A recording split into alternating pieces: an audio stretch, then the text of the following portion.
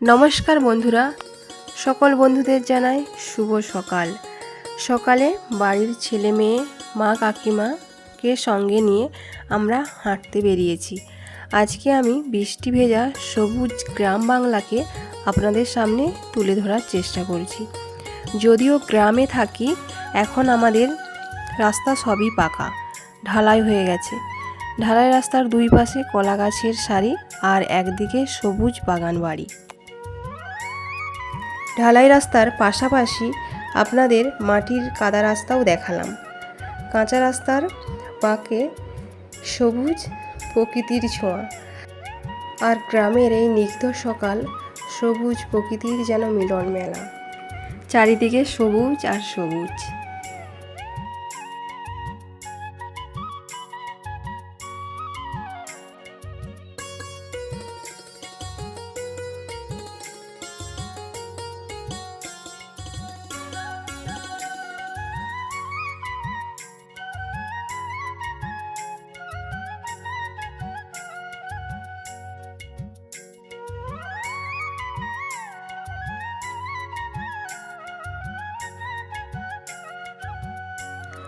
বাড়ির কাছাকাছি একটা সুন্দর খেলার মাঠও রয়েছে।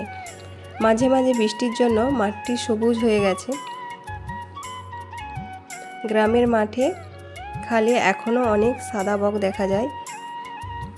আমাদের সকালের হাঁটা শেষ পথে আমরা বাড়ির দিকে ফিরলাম। বন্ধুরা, কেমন লাগলো আমাদের সবুজ গ্রামটা কমেন্ট করে জানাবেন।